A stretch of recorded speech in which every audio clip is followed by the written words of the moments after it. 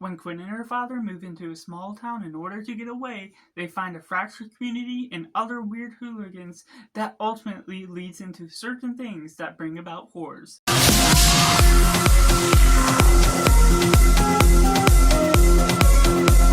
Hello and welcome to Cinema, where we focus on the film. I'm Josh, this is Simply Cinema. Let me know down in the comments below what you thought of Clown and Cornfield. Was it good, was it bad, or somewhere right in the middle? Or if you're waiting for this review to decide if you're going to see it or not, make sure to like this video if you enjoy it, subscribe if you haven't already to join in film culture community, where we talk about the love of cinema as a whole and taking it right into the positive. There's an ambiance to this film that goes about this 80s slasher type of vibe that really gets you into gore, that really gets the elements of the kills off right. There's some showy cases where everything works out in the ways that you want it to, or the ways that a slasher should, and the nature of Katie Douglas being this character that moves into the town with her father is something that really works to the behavior of where she's going about. These different friends of hers acting in some sort of way that's supportive and everything, but all of these other adults of the town just are sort of offset in the nature of what they're doing, and that builds upon some of the mystery that ultimately leads into the clowns, where you do get a great prologue that leads into it that goes about with a great look to the clowns themselves, giving off those great kills, and the mystery of who everyone is. It makes sense to the way they build up and progress this story throughout, which goes into the mystery of the clowns that elevates this film to a little bit of a strong level. The ability to try and guess now and then what this film is all leading up to, which really does build upon an interesting film that really builds upon what ultimately is going after with the way they're going about these different things, how the film progresses, and there's just different questions you have throughout that do get resolved in different ways in the way the show is ultimately going through.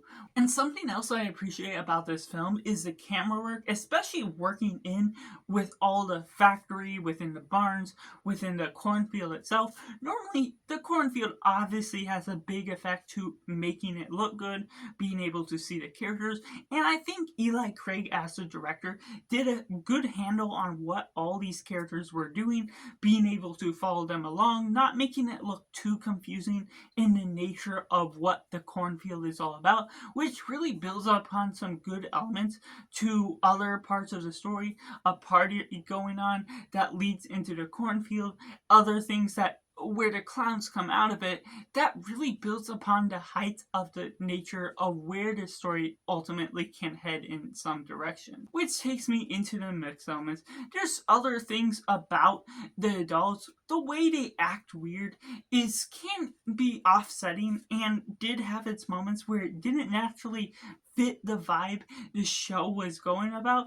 The way they're discovering all these new characters, it sort of offset the tempo of the film, the pacing, and everything you were wanting to discover.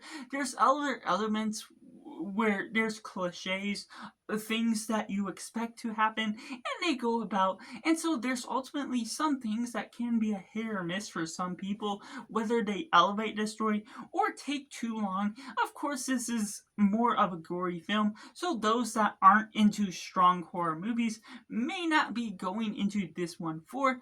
And while there's certain elements that really take back the film, it's just not necessarily always going to be the worst in what it's trying to do, but always not necessarily the best, because this also can feel parallel to a film called Founders Day that released last year, and Thanksgiving, which this is based off of books that may have been written before those films, but the settlement is still there, where it feels awfully familiar, even down to the Founders Day parade that takes place within this, visiting a restaurant, other narrative beats that are the same type of story structure found within those films.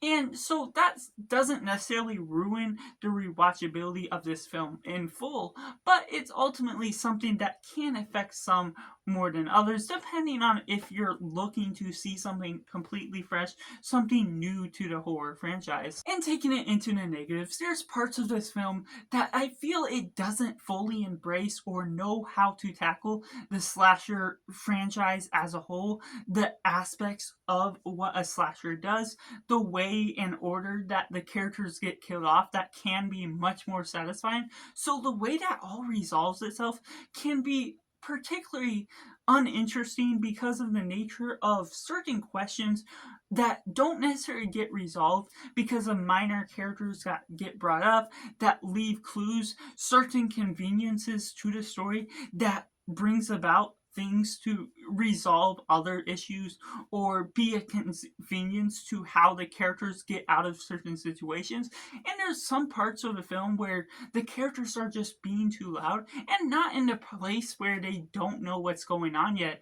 It just leads into the cornfield and other things that doesn't necessarily resolve itself in the best manner, the behavior of some of these. And it's not necessarily always about the horror tropes where they're going in the wrong direction for the sake of pushing the characters there. It's not even those type of horror tropes. It's just certain behaviors that feel convenient for the plot to cause problems for the characters themselves, and just resolving it in a way that doesn't naturally fit a satisfaction to what you might find fresh out of the horror franchise. And especially, like I mentioned, being a parallel in storylines to Founders Day or Thanksgiving, you expect certain things or even the same type of thing to come about, but when it goes about in a way that's less than satisfying, it brings you to prefer watching something like that, especially along the same storyline. It's not necessarily something that totally ruins the rewatchability of this. I feel there's something iconic enough about Frendo the clown, everything that's coming about with the plotline that may lead me into rewatching this again, but it's not along the lines where I'll love it quite as much because of all the things that the questions don't necessarily get resolved quite so much, or the ability to love all the characters for how they set everything up. It just leads to something that's a little less than what you may be expecting as a whole, which takes me into my rating, which I have to rate a simply 5 out of 10. Let me know down in the comments below what you thought of Clown in a Cornfield. Was it good? Was it bad? Or somewhere right in the middle? Or if you're waiting for this review to decide if you're going to see it or not, make sure to like this video if you enjoy it. Subscribe if you haven't already to join in film culture community where we talk about the love of cinema as a whole. And that's all, so make sure to do yourself a favor and go watch a movie.